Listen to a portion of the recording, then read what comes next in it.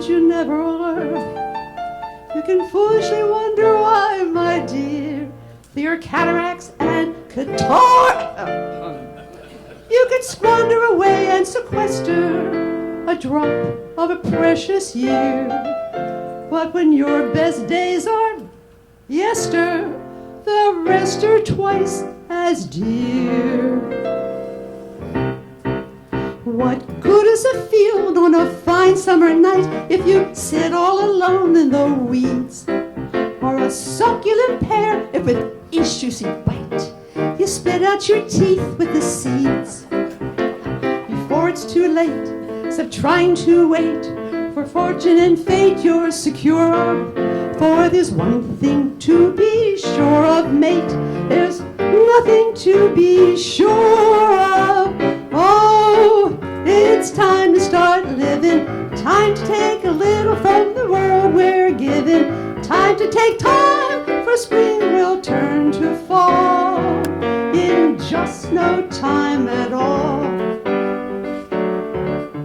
Now, I never wondered if I was afraid, if there was a challenge to take. And I never thought about how much I weighed when there was still one piece of cake. Now maybe it's meant the hours I spent feeling broken and bent and unwell.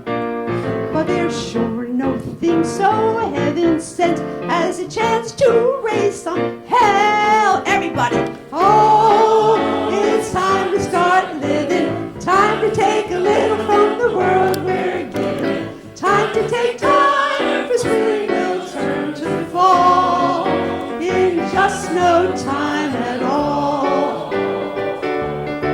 Now when the drearies do attack and the siege of the blahs begin, I throw these regal shoulders back and lift these noble chins. Give me a man who is handsome and strong, someone who's stalwart and steady. Then give me a night that's romantic and long, and give me a month to get ready. Now I can waylay some aging roue and persuade him to play in some cranny. But it's hard to believe you're being led astray by a man who calls me Granny. Everybody, oh, it's time to start living, time to take a little from the world we're given, time to take time, for spring will turn to fall in just no time at all. Now sages tweet that age is sweet, good deeds and good works earn you laurels, but nothing makes you feel more obsolete than being noted for your morals. Here is a secret I never have told. Maybe you'll understand why. I believe if I refuse to grow old, I can stay young till I die. Now I've known the fears of 84 years. I've had fears and troubles and fears by the score. But the only thing I trade them for is 85 more. Oh, hold it. Audience, you were wonderful. Thank you so much for joining in. Cabaret people, you were wonderful. You may sit down because this is mine. Ready? Oh, it's time to keep living, time to keep taking from the world we're given. This is my time, so I'll throw off my shawl. And watching your flings being flung all over makes me feel young all over in just no time at all.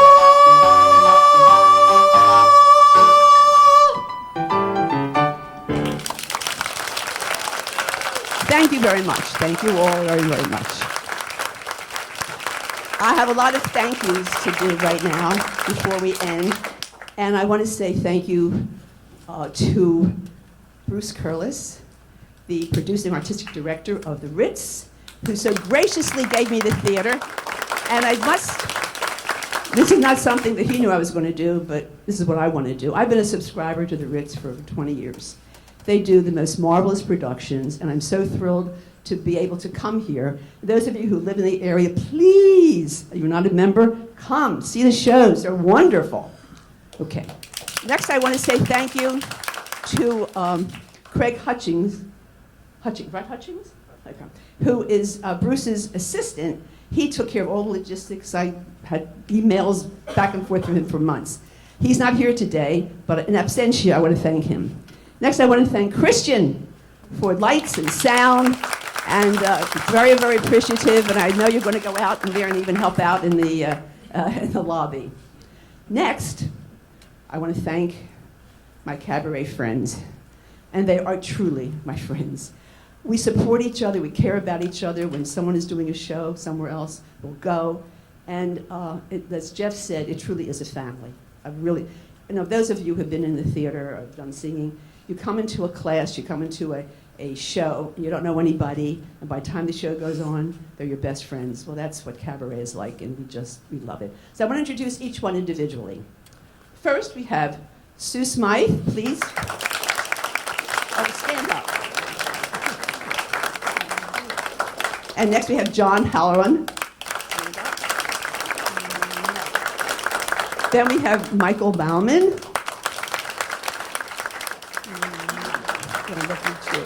And then we have Melissa Connell. And next we have Steve Raytek. And last but not least, one of my favorite people, Viv Feynman.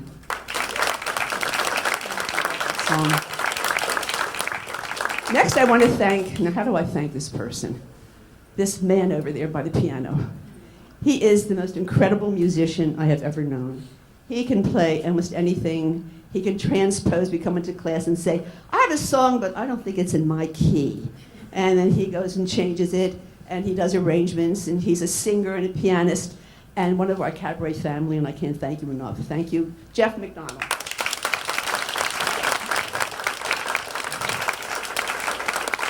Now, how do I thank this man? As Jeff said, we've been together for 8 years. And I truly came to him not knowing anything about cabaret. I didn't even know what cabaret was. And when I said, first time I came into to his apartment and sang, he said to me, you lied to me. You told me you weren't a singer. You can sing, and you could do ballads too. And I said, oh, no. Oh, yeah. Can't tell how many times I would bring a song into Jeff, and I say, I can't do this song. It's in the wrong key, and it's not my song, it's not my type. He looks at me, gives me the lesser stare, and he says, you can do it. And you know what? I do it. He's wonderful. He's one of my best friends, and I'm so thrilled that he's also, as he said before, but it bears repeating, he has a theater company in Philadelphia called Center City Theater Works, and he sings, and he does all kinds of good stuff. Thank you. Thank you, Jeff Lesser. Now, every show has to have an encore. I'm going to do an encore. And it's a song that most of you know. This song is an inspiration to me, and I know it's an inspiration to very many of you. So I'm going to start it off, and then I'm going to say everybody, and then you'll all join in. Ready?